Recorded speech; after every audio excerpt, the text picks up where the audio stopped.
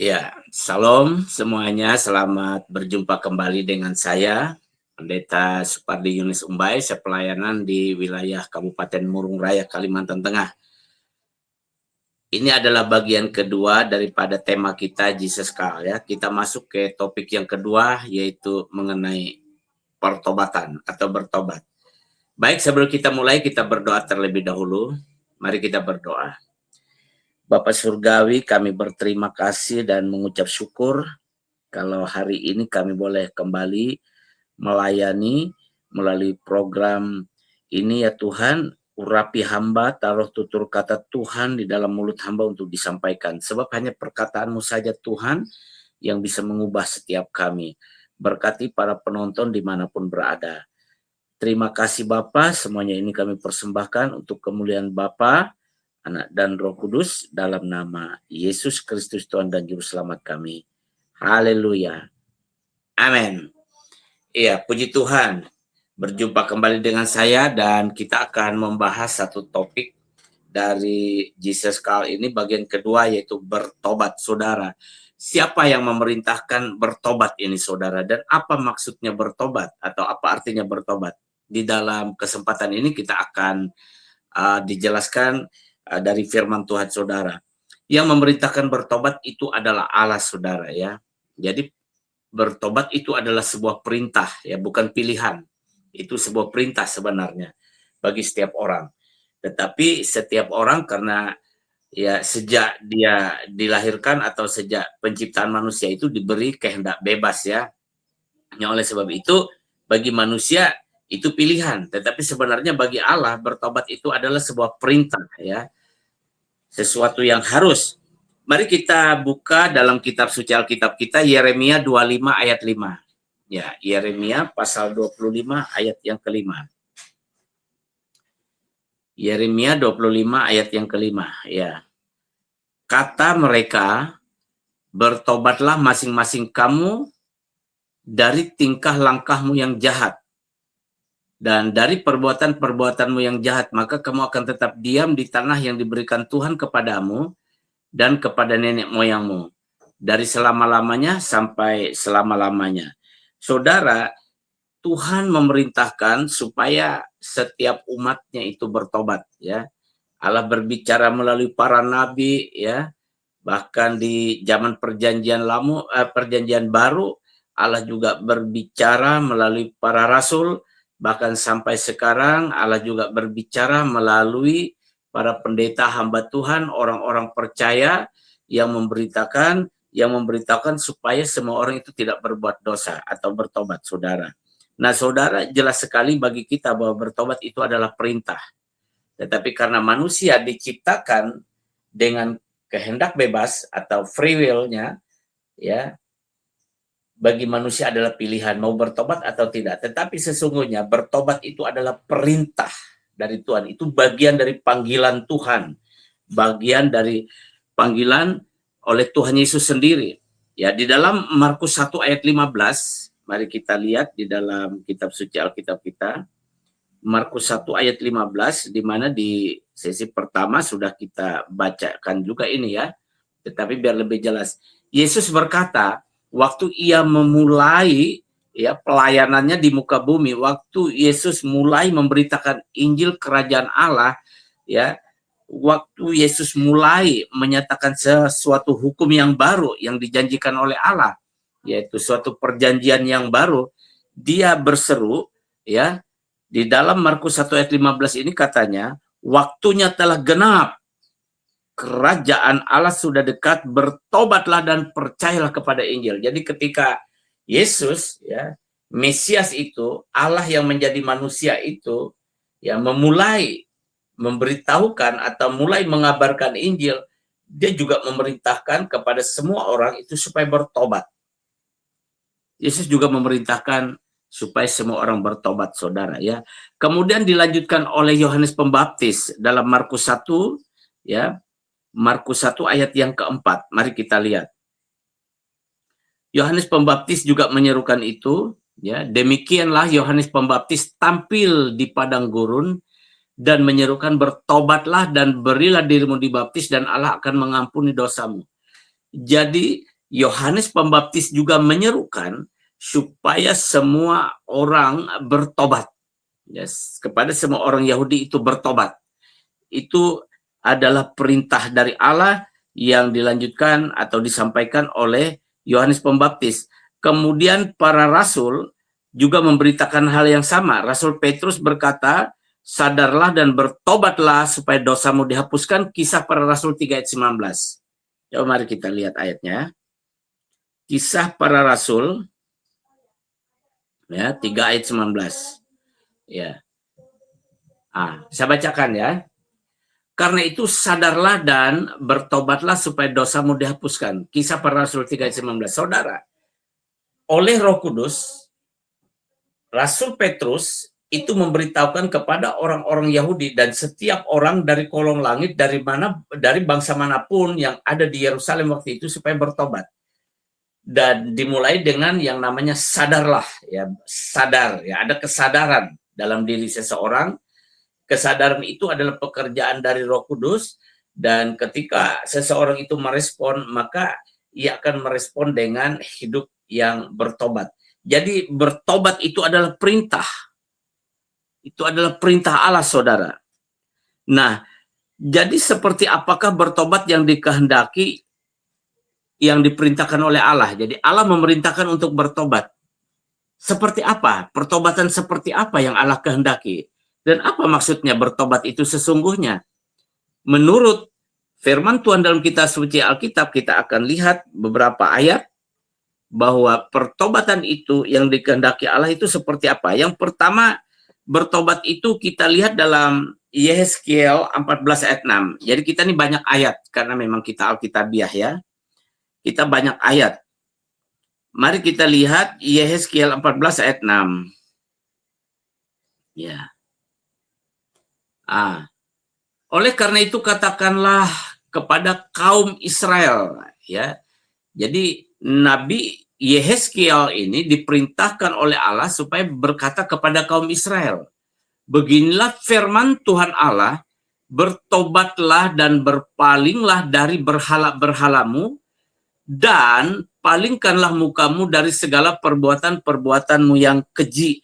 Saudara, apa itu bertobat, saudara? Bertobat kalau dilihat di dalam Yehezkiel 14 ayat 6 ini, yang pertama itu supaya orang-orang Israel itu bertobat dari berhala.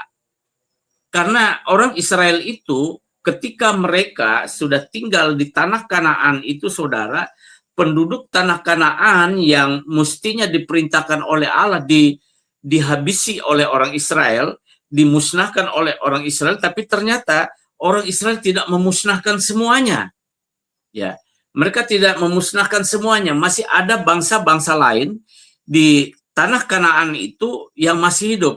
Dan orang Israel ini lama-kelamaan bergaul, berinteraksi dengan bangsa-bangsa lain, dan akhirnya mereka ya terjadi yang namanya perkawinan silang, ya, artinya mereka mengawini dari bangsa lain dan bangsa lain juga mengawini dari bangsa Israel. Nah, saudara, mereka mulai terkontaminasi juga dengan kepercayaan bangsa-bangsa lain di sekitar mereka.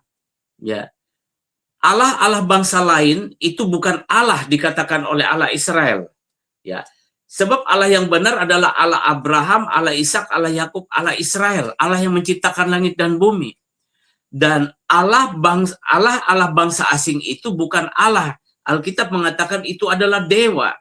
Nah, sehingga orang-orang Israel yang sudah tercemar atau terkontaminasi dalam kepercayaan mereka kepada Allah, dan karena mereka tidak suka ya mendengar firman Tuhan atau diajari firman Tuhan tidak mudah karena mereka tegar tengkuk.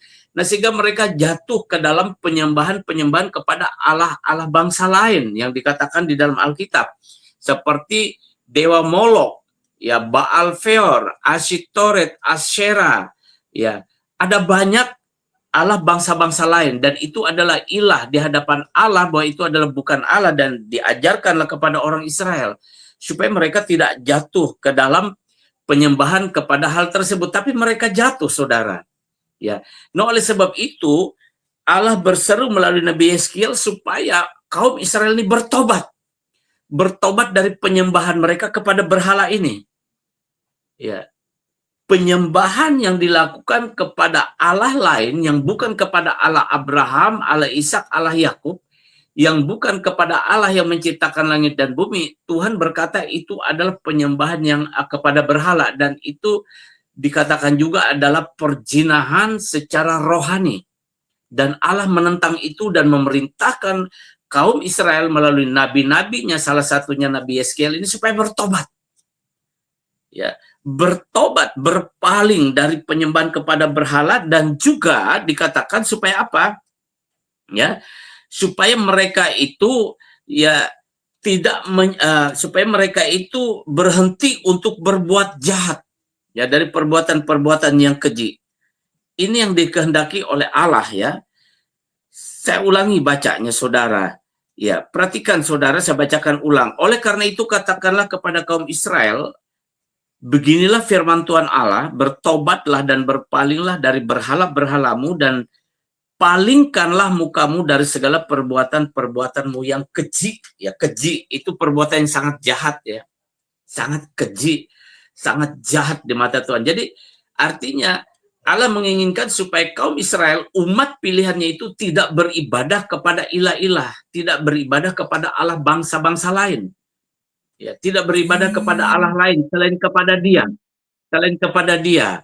Karena Dialah Allah yang benar, Allah yang menciptakan langit dan bumi. Dan supaya kaum Israel itu berhenti dari perbuatan-perbuatan yang keji, yang jahat, ya. Perbuatan-perbuatan yang keji dan yang jahat ini adalah suatu perbuatan yang sangat-sangat menyakiti hati Tuhan, ya. Bisa terjadi perbuatan keji ini seperti membunuh, ya, seperti memperkosa, seperti merampok, ya, seperti perzinahan rohani tadi, ya, bahkan perzinahan jasmani.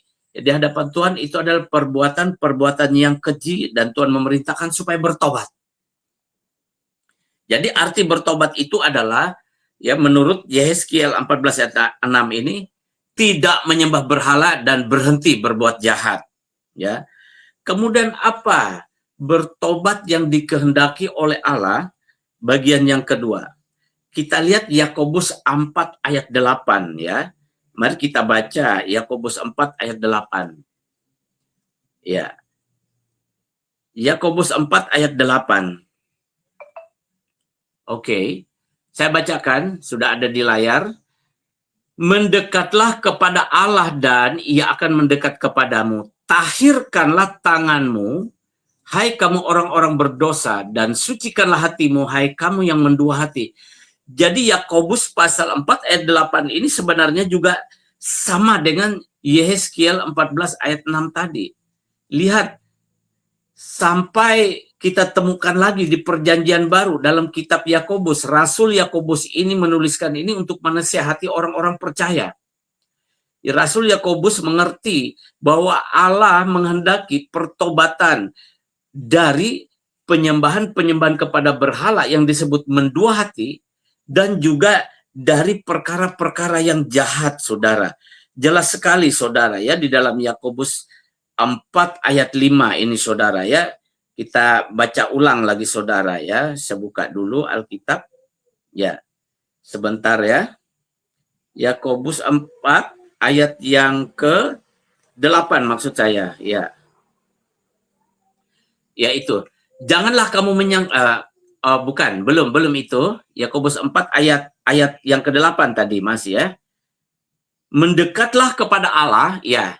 Mendekatlah kepada Allah dan Ia akan mendekat kepadamu. Tahirkanlah tanganmu, hai kamu orang berdosa. Artinya tahirkanlah tanganmu, artinya tahirkanlah atau sucikanlah atau hindarilah perbuatan-perbuatan yang jahat dan membuat berdosa, ya, membuat kita itu menjadi berdosa. Ya, kita tahu apa saja perbuatan-perbuatan yang jahat, perbuatan-perbuatan yang berdosa itu kita tahu dari firman Tuhan. Dan Tuhan katakan, tahirkanlah tanganmu, artinya lepaskanlah, tinggalkanlah segala perbuatan-perbuatan jahat itu. Dan sucikanlah hatimu, hai kamu yang mendua hati. Artinya, di hati itu yang diyakini, yang dipercayai itu jangan ada yang lain, hanya kepada Yesus saja. Ya, kita tidak diperintahkan oleh Tuhan untuk percaya kepada yang lain seperti kepada dewa-dewa yang ada tertulis dalam Alkitab itu ya dan apa itu namanya kepada yang namanya kuasa-kuasa yang bukan kuasa Tuhan ya. Kita dilarang oleh Tuhan. Jadi sama seperti di dalam Yeskiel 14 ayat 6, demikian juga Yakobus 4 ayat 8. Ini jelas-jelas sekali dua hal itu ya, dijelaskan penyembahan kepada berhala itu masuk bagian yang mendua hati ya, itu dihindari, dan juga perbuatan yang jahat. Nah, saudara, orang Kristen mungkin ada saja yang masih mendua hati ya, Kristen tetapi masih mempraktekkan kepercayaan kepada yang lain. Ini bisa disebut adalah apa itu namanya kepercayaan yang dicampur aduk, yang disebut sinkretis ya. Ini paham sinkretisme. Jadi kepercayaan yang dicampur aduk. Ya, kalau kita lihat ya, banyak sekali kepercayaan yang dicampur aduk oleh orang-orang Kristen yang belum bertobat dengan sungguh-sungguh, dan biasanya itu terkait dengan kepercayaan kaum pagan ya, atau paham paganisme. Jadi dicampur aduk. Nah, iman seperti ini dikatakan oleh Tuhan mendua hati, dan itu ditolak oleh Tuhan Yesus, saudara. Oleh sebab itu Tuhan Yesus memerintahkan bertobat. Allah memerintahkan bertobat melalui para nabi ya, melalui raja-raja ya yang dipakai oleh Tuhan untuk menyampaikan supaya bertobat ya. Kemudian di zaman perjanjian baru melalui para rasul, dan dilanjutkan pada zaman sekarang oleh para pendeta, pastor yang ada, atau oleh saudara-saudari seiman ya, selalu mengingatkan supaya kita ini hidup bertobat ya. Jangan mendua hati, tinggalkan segala yang jahat. Jadi arti pertobatan itu ya, meninggalkan kepercayaan yang lain dan hanya percaya kepada Yesus saja supaya kita ini tidak jatuh ke dalam dosa yang mendua hati dan meninggalkan segala perbuatan yang jahat, saudara ya. Kemudian apalagi yang dimaksud dengan bertobat yang dikehendaki oleh Allah?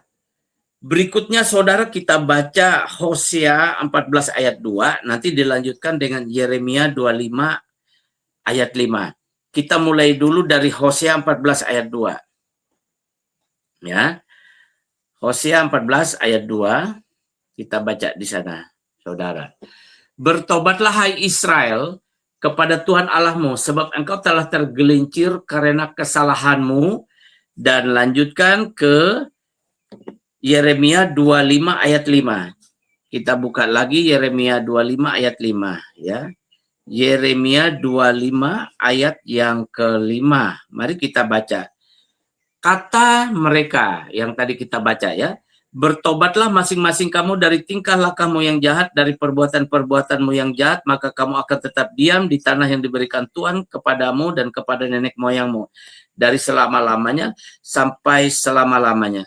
Nah, saudara, yang dikehendaki di sini adalah bertobat itu yaitu minta ampun kepada Tuhan. Ya. Minta pengampunan kepada Tuhan. Ya. Supaya apa, saudara? Supaya kita ini mengalami kebaikan dari Tuhan. Ya, supaya meninggalkan segala kejahatan. Artinya bertobat itu, saudara, ada suatu sikap hati yang sungguh-sungguh menyesali dan minta pengampunan kepada Tuhan. Ya. Dan berjanji kepada Tuhan untuk tidak mengulangi lagi segala perbuatan yang jahat maupun segala perbuatan yang mendua hati. Ya, bukan hanya menyesali saja. Ya, kalau hanya menyesali tanpa mengambil keputusan ya untuk menegaskan hidup ini tidak lagi melakukan yang diperintahkan oleh Tuhan supaya jangan dilakukan, saudara, kita hanya menyesali, berarti kita belum bertobat, saudara. Kita hanya menyesali saja, kita menyesali telah berbuat dosa. Tapi yang Allah mau ya, penyesalan itu disertai dengan keputusan untuk tidak berbuat dosa lagi. Ya.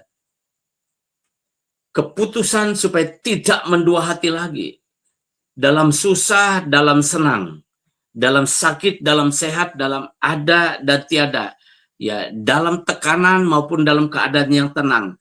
Ya, tetap setia, tetap bertahan untuk tidak mendua hati dan tidak berbuat jahat, saudara. Misalnya ketika saudara sakit parah, dan kita tahu bahwa sakit parah itu ya itu meragukan, mengkhawatirkan sekali bagi kita dan bagi keluarga kita kalau ada anggota keluarga yang sakit atau diri kita sendiri, saudara. Tetapi Allah tetap memerintahkan supaya kita tetap percaya kepadanya, tetap berdoa kepadanya, minta kesembuhan. Jangan gentar, jangan takut, dan jangan lemah, tawar hati, lalu akhirnya mencari pertolongan kepada yang lain karena ingin sembuh, saudara. Nah, Allah tidak ingin seperti itu, saudara. Karena Allah ingin supaya pertobatan kita itu adalah sungguh-sungguh suatu pertobatan yang lahir dari hati, ya, yang memiliki suatu keputusan yang sungguh-sungguh berdasarkan segala firman Tuhan untuk tetap mentaati Tuhan dalam kondisi apapun. Ya, misalnya dalam keadaan tiada, ya, kita tetap bertahan meskipun ada tawaran-tawaran sesuatu, tetapi sifatnya itu adalah dosa. Kita tidak melakukannya, kita tetap bertahan menunggu Tuhan yang memberkati kita. Saudara, seperti itu yang Allah kehendaki, saudara, pertobatan kita, saudara, ya. Kemudian berikutnya, saudara, bertobat itu tuh supaya percaya kepada Injil, ya. Itu juga bagian dari yang namanya bertobat. Yang tadinya tidak percaya menjadi percaya. Kita lihat Markus 1 ayat 15 kembali, ya. Seperti bagian pertama ini sudah kita bacakan, ya. Injil Markus 1 ayat yang ke-15, ya. Kalau bisa ditampilkan, saya baca ulang. Yesus berkata, waktunya telah genap, kerajaan Allah sudah dekat, bertobatlah dan percaya kepada Injil. Jadi ketika seseorang memutuskan untuk berhenti berbuat jahat, untuk berhenti percaya kepada yang lain, dia harus berkeputusan percaya kepada Injil. Ya.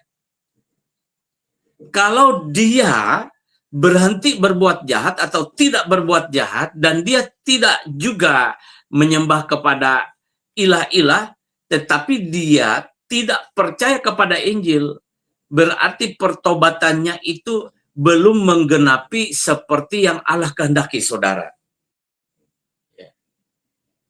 Bagi Allah itu belum. Karena ada banyak kita mendengar, ya, orang berpendapat bahwa sudahlah, yang penting aku tidak berbuat jahat. Sudahlah, ya, aku tidak percaya yang lain, aku percaya kepada Tuhan. Tuhan yang di atas. Ya. Pertanyaannya, Tuhan yang mana? Itu harus jelas. Nah, oleh sebab itu, supaya jelas, Yesus menegaskan, bertobatlah dan percayalah kepada Injil. Yesus memerintahkan supaya setiap orang itu bertobat dan percaya kepada Injil. Jadi lengkap. Percaya kepada Injil, bertobatlah, dan percayalah kepada Injil. Jangan cuma sebatas bertobat dalam artian stop untuk berbuat jahat, stop untuk percaya kepada yang lain, lalu hanya sampai di situ. Kalau hanya sampai di situ, saudara, itu tidak ada perlindungan, tidak ada kekuatan, tidak ada anugerah, tidak ada kemurahan Tuhan di sana. Jadi harus melangkah supaya percaya kepada Injil, seperti yang dijelaskan bagian pertama. Jadi supaya percaya kepada Injil. Karena begitu percaya kepada Injil, itu artinya pindah dari naungan maut ke bawah naungan kasih karunia Allah. Ya. Pindah dari kendali kontrol iblis, kuasa kegelapan, pindah ke bawah kontrol kendali Allah. Ya. Pindah dari perbuatan-perbuatan jahat yang diinspirasikan atau yang dituntun oleh iblis, kepada perbuatan-perbuatan baik yang diinspirasikan atau dituntun oleh Tuhan, baik melalui Roh Kudus dan firman-Nya maupun ya melalui apa yang disampaikan oleh hamba-hamba Tuhan di dalam firman Tuhan. Jadi seperti itu, supaya ada jaminan, supaya ada perlindungan ketika percaya kepada Injil dan menyerahkan hidup kepada Yesus, ya, supaya ada tuntunan, supaya ada bimbingan, supaya ada berkat-berkat, bahkan sampai kepada keselamatan kekal. Bertobat, hiduplah dalam pertobatan itu dan tinggal di situ selama-lamanya. Itu yang Allah kehendaki, saudara. Supaya bertobat itu harus ditindaklanjuti dengan percaya kepada Injil. Di dalam Injil memberitahukan ajaran-ajaran Yesus. Di dalam Injil diberitahukan kuasa Allah yang telah diberikan kepada kita. Di dalam Injil kita tahu bahwa Tuhan Yesus memelihara kita, menjamin kita, melindungi kita. Ada kuasa darah Yesus, ada kuasa Allah Roh Kudus, ada karunia-karunia Roh Kudus, ya, dan ada bagaimana kita hidup berinteraksi dengan Allah dan kepada sesama manusia. Kita diajarkan di sana. Ya. Itu yang Allah kehendaki. Jadi bukan, oh saya sudah berhenti melakukan perzinahan. Oh saya sudah berhenti daripada mencuri. Saya sudah berhenti berdusta. Lalu cuma stop di situ. Ya, itu tidak ada kekuatan, itu tidak ada perlindungan. Karena apa? Karena tidak ada kuasa Injil, tidak ada kuasa Allah yang masuk ke dalam hidupnya. Satu waktu nanti akan jatuh lagi. Karena daging ini tidak mampu, jiwa kita ini tidak kuat untuk melawan yang namanya pekerjaan kuasa kegelapan. Tetapi orang yang kemudian percaya kepada Injil, hidup di dalam Injil, ya, menyerahkan hidup kepada Tuhan Yesus Kristus, itu ada kekuatan Allah yang memelihara. Seperti bagian pertama telah kita ketahui bahwa Injil adalah kekuatan Allah, saudara.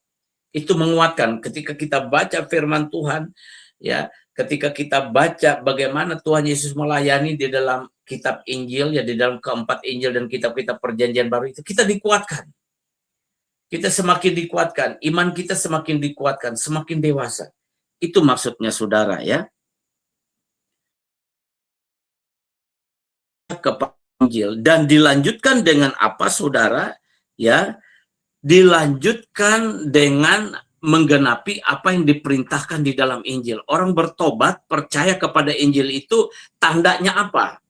Ya. Salah satu tandanya adalah dia dibaptis, saudara. Ini bagian daripada hidup bertobat, saudara. Dibaptis itu bagian kelanjutan daripada keputusan hidup untuk bertobat. Dan itu dibuktikan dengan dibaptis. Karena baptis itu adalah tanda pertobatan. Karena baptis itu adalah tanda di mana kita menyerahkan diri kepada Tuhan untuk hidup, mati, dan bangkit bersama Kristus. Mari kita baca di ayat Matius, Injil Matius 3 ayat 11. Ya. Matius 3 ayat 11. Mungkin bisa ditampilkan di layar. Ya. Perhatikan, Yohanes Pembaptis berkata, ketika orang-orang datang kepadanya, ketika ia berseru, bertobatlah dan berilah dirimu dibaptis, ya.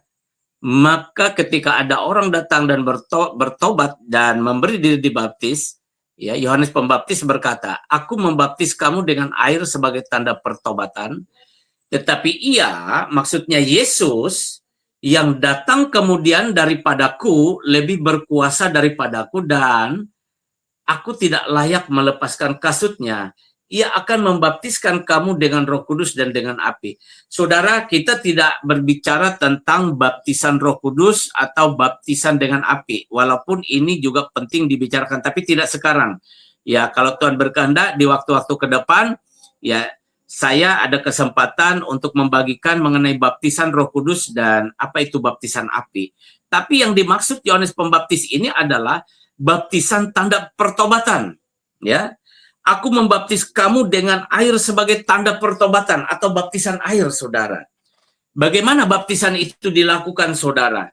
Ya, kita kembali saja ke Alkitab supaya kita tidak berspekulasi, supaya kita tidak berargumentasi, supaya kita tidak membuat definisi sendiri tentang baptisan. Sederhana saja, kita back to Bible, kembali ke Alkitab.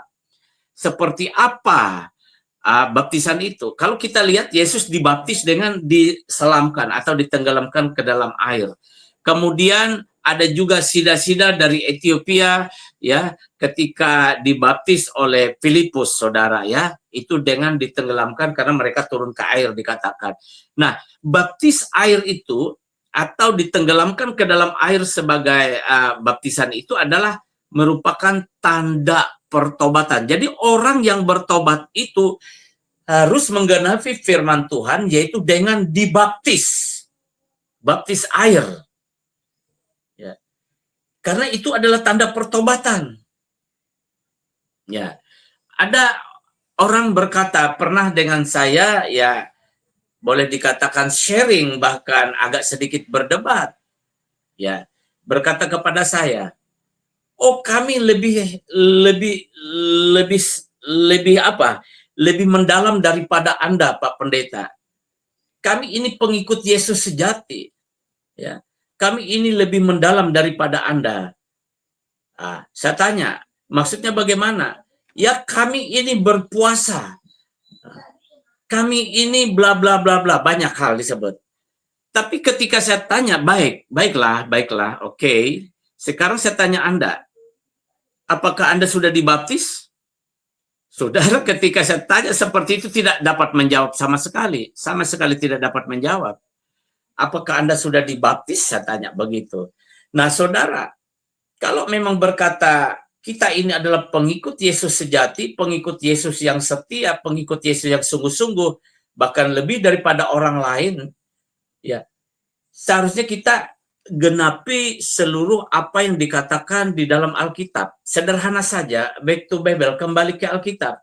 Ya, kita tidak membuat suatu definisi, suatu tafsiran, kita tidak lagi berargumentasi, apalagi berasumsi. Tapi kita melakukan setiap firman Tuhan yang ada dalam Alkitab saja. Sebagaimana Yesus dibaptis, seperti itulah kita dibaptis. Sebagaimana sida-sida dari Ethiopia itu dibaptis oleh Filipus, seperti itulah kita dibaptis, saudara. Jadi tanda orang yang bertobat itu adalah dibaptis, saudara. Nah, kalau orang kasusnya seperti ini, saudara, misalnya ada kasus seperti ini, ya saya mau dibaptis, ya saya tidak mau segera membaptis orang itu tanpa dikonseling lebih dulu, dijelaskan apa itu arti baptisan. Jadi mesti ada pertobatan, mesti ada hati yang sungguh percaya, mesti melepaskan keyakinan-keyakinan yang bukan kepada Yesus, yang bukan kepada Injil. Ya, sekarang kita tanya kembali, apakah saudara bersedia seperti itu? Kalau orangnya bersedia, ya saya baptis. Kalau tidak bersedia, saya tidak membaptis, saudara. Supaya orang jangan berpikir bahwa baptisan itu ya adalah untuk keselamatan, untuk menghapus dosanya. Sebenarnya untuk keselamatan dan dosanya dihapuskan itu ketika dia bertobat, minta ampun kepada Tuhan, dan berkeputusan di hadapan Tuhan untuk tidak berbuat jahat lagi, tidak mendua hati lagi. Nah, ketika keputusan bertobat itu telah ada tegas dalam hidupnya, dengan sepenuh hati dan keyakinannya, baru dia dibaptis. Karena baptis ini adalah tanda pertobatan, saudara ya.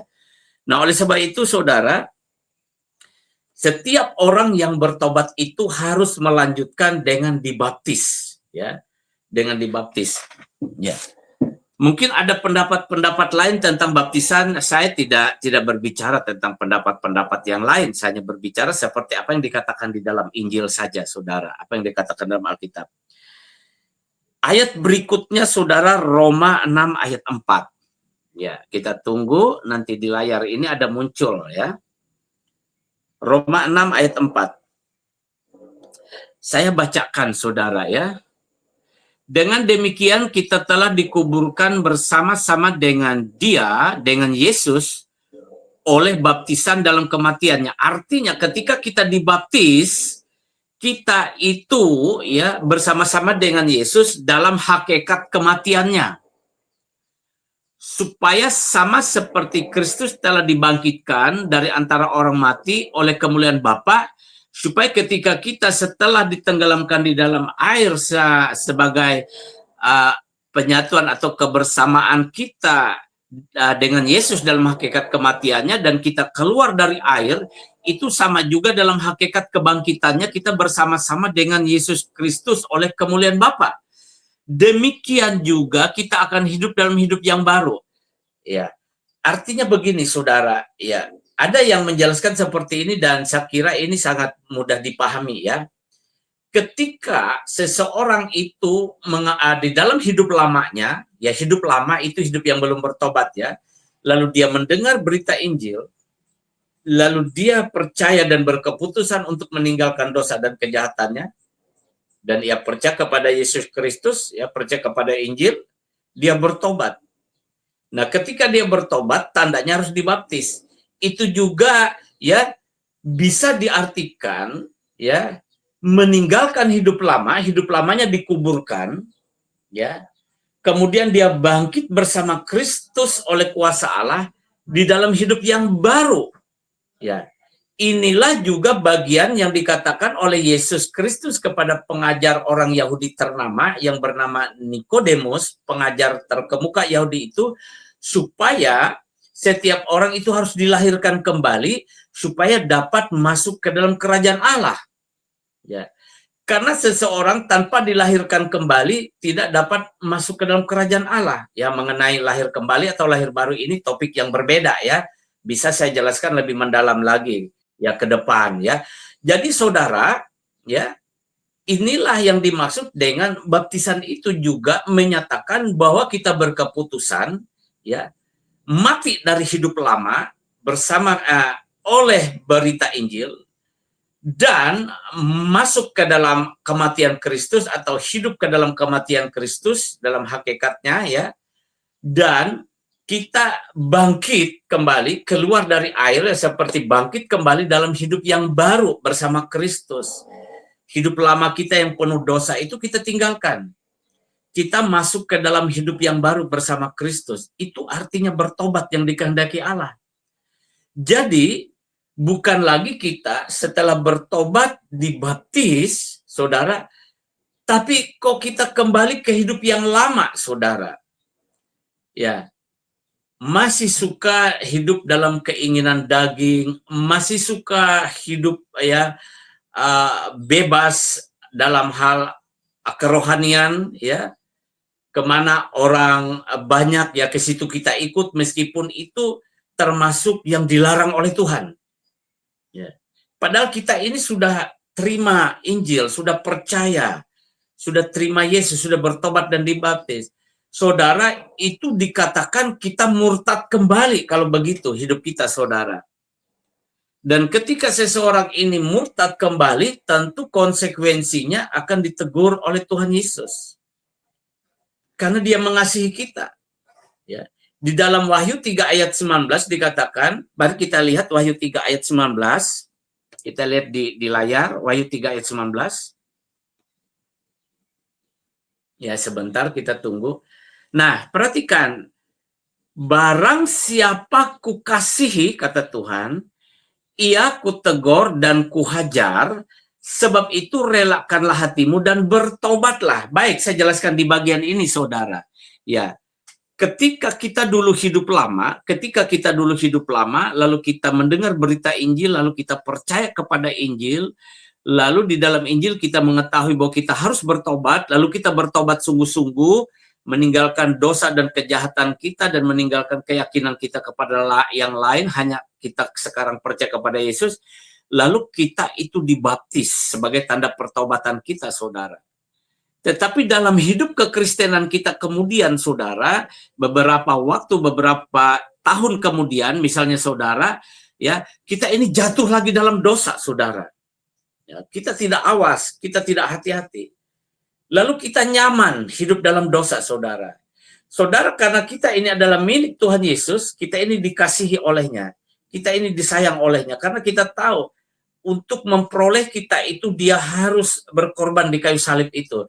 Dia harus mengeluarkan darah ya untuk menebus kita, dan kita disayangi oleh Tuhan, kita dikasihi oleh Tuhan. Tetapi kemudian perjalanan hidup kita tiba-tiba kita jatuh ke dalam dosa, kita berbuat dosa dan kejahatan, kita murtad, ya katanya itu adalah murtad. Kita murtad kembali, ya, saudara. Karena Tuhan Yesus itu mengasihi kita, dia akan datang kepada kita menegur dan menghajar kita. Teguran Tuhan, hajaran Tuhan itu bisa berarti kita itu sakit, jatuh sakit, saudara. Sebab saudara, kalau kita menderita secara badani, kita bisa berhenti berbuat dosa. Karena firman Allah katakan begitu. Saudara bayangkan, kalau seorang yang suka berbuat dosa, tiba-tiba dia sakit pada tubuhnya dan dia tidak bisa beraktivitas, berarti dia berhenti berbuat dosa. Dia mengalami pergumulan dalam batinnya, dalam pikirannya, akhirnya dia mengambil keputusan untuk bertobat. Ya, itu teguran, saudara, dari Tuhan. Dan bahkan dihajar oleh Tuhan, saudara. Ya. Dihajar itu sakit, saudara. Tadi bisa sakit, saudara, ya. Bukan berarti Tuhan mengirim penyakit, ya. Tetapi memang tubuh kita ini lemah dan bisa sakit, dan Tuhan izinkan itu untuk menegur kita, untuk menghajar kita. Kemudian apalagi bisa bangkrut, saudara. Kalau kita sudah bertobat tapi kembali lagi ke hidup lama, bebas dalam dosa, bisa bangkrut, saudara. Ya, kita penuh dengan kegelisahan, ketakutan, kekhawatiran. Kita gagal, saudara. Kita tidak berhasil. Segala jalan menjadi buntu, tertutup, saudara. Ya. Tiba-tiba relasi kita rusak, saudara, dengan siapapun, karena sudah rusak dengan Tuhan. Ya, karena kita hidup murtad, hidup memberontak, saudara. Nah, Tuhan Yesus memberitahu kita jika itu yang kita alami sekarang ini, siapapun yang mengalaminya, sadarlah dan bertobatlah kembali. Jadi artinya apa? Tadi kita ya awal hidup dengan Tuhan itu adalah pertobatan kita, pertobatan yang sungguh-sungguh. Tetapi ketika kita jatuh dalam dosa, itu sebutannya kita tidak hidup lagi dalam pertobatan. Maka yang dimaksudkan di dalam Wahyu 3 ayat 19 tadi, relakanlah hatimu dan bertobatlah, itu artinya supaya kita kembali hidup ke dalam hidup pertobatan kita, ya, ke dalam hidup yang bertobat, ke dalam gaya hidup yang bertobat. Tinggalkan lagi ya segala dosa, segala kejahatan itu. Minta ampun kepada Tuhan. Berdoa sungguh-sungguh, berkata sungguh-sungguh, Tuhan, aku minta ampun, aku telah berdosa, Tuhan.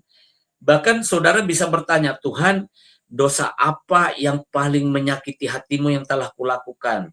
Sehingga aku mengalami keadaan yang tidak baik ini, Tuhan. Sehingga aku mengalami keadaan buruk ini, Tuhan. Kalau saudara sungguh-sungguh menanyai Tuhan, Tuhan akan memberitahu saudara. Saudara tiba-tiba mendapat pengertian dan hikmat. Saudara tiba-tiba mendapat mimpi atau penglihatan, ya. Ya, saudara akan mengerti bahwa ya itu adalah teguran Tuhan buat saudara. Lalu saudara berdoa mengakuinya, saudara minta ampun.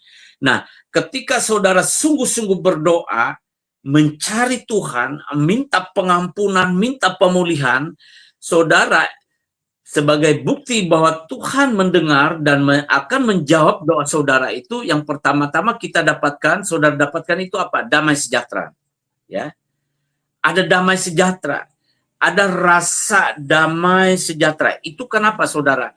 Karena perkenanan Tuhan, karena Tuhan berkenan, karena Tuhan mendengar seruan doa kita. Jadi hubungan atau relasi yang rusak dengan Tuhan tadi mulai terbangun kembali, saudara.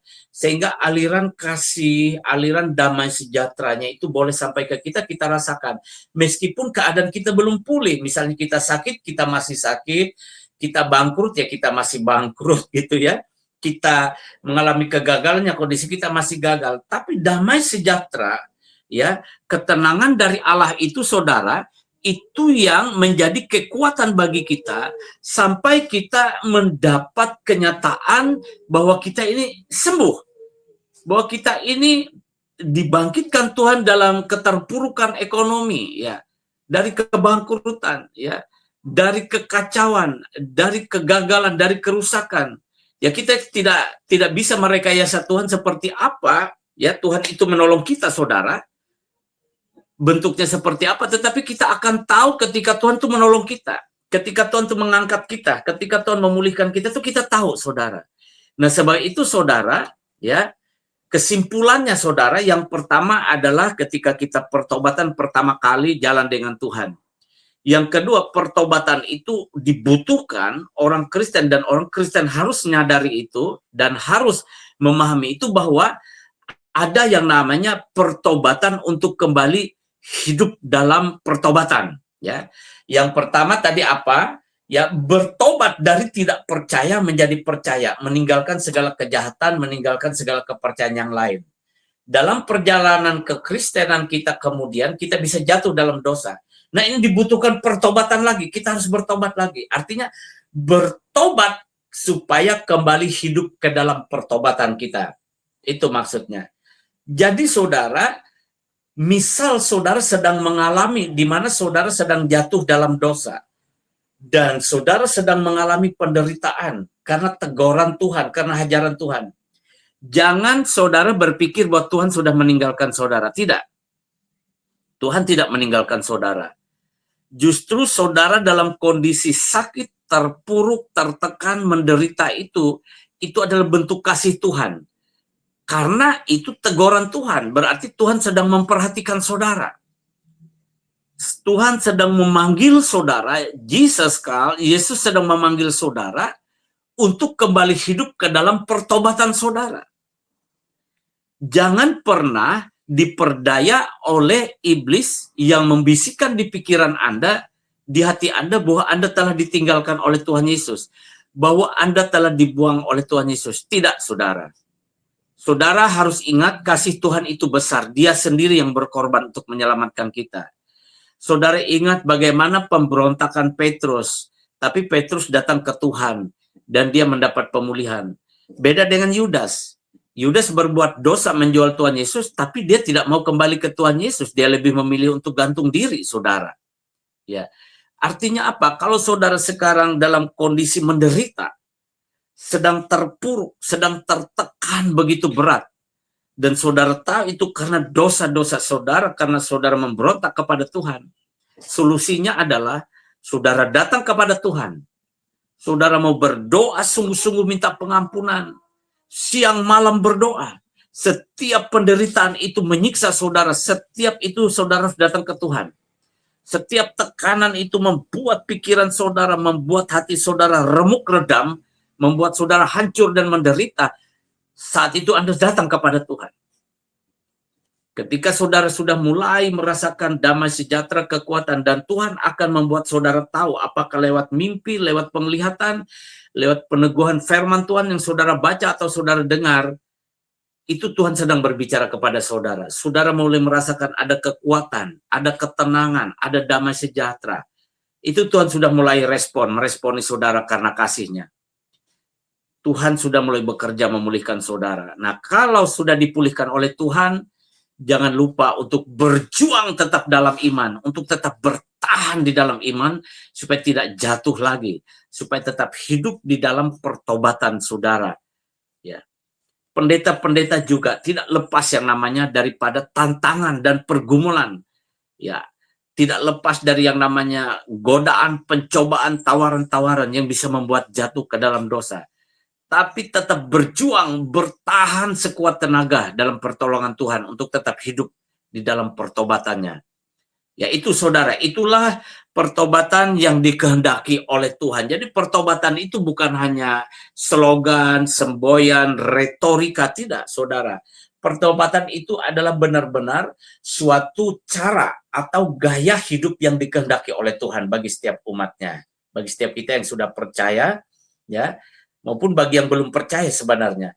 Jadi Tuhan Yesus memanggil kita, selain percaya kepada Injil, kita juga hidup dalam pertobatan, bertobat dan hidup dalam pertobatan. Demikian sharing kali ini ya dengan topik pertobatan, dan berikut nanti saudara kita akan bertemu dalam pertemuan yang ketiga saudara ya, melalui program ini saudara, dengan topik menjadi murid Yesus di dalam tema Jesus kali ini saudara ya. Ya, saya cukupkan dulu untuk kesempatan ini dan saya ajak kita berdoa kembali. Mari kita berdoa. Bapa Surgawi, terima kasih untuk firman-Mu yang telah Engkau nyatakan di tengah-tengah kami, dan Engkau telah memakai hamba ini untuk membagikan kebenaran firman-Mu. Terima kasih Bapa, terima kasih Tuhan Yesus, terima kasih Allah Roh Kudus, dalam nama Yesus, biar firman-Mu ini bertumbuh di dalam hati setiap kami dan berbuah lebat. Dan nama-Mu dipermuliakan, dan hidup kami mengalami kebaikan Tuhan, mengalami keberkatan yang luar biasa dari Tuhan. Terima kasih Bapa, kami mengucap syukur, berkati ya Tuhan program ini sehingga terus berjalan dan menjadi berkat bagi banyak orang dimanapun berada. Dalam nama Tuhan Yesus Kristus kami sudah berdoa mengucap syukur. Haleluya, bersama kita berkata, amin, amin, amin, amin, amin. Shalom.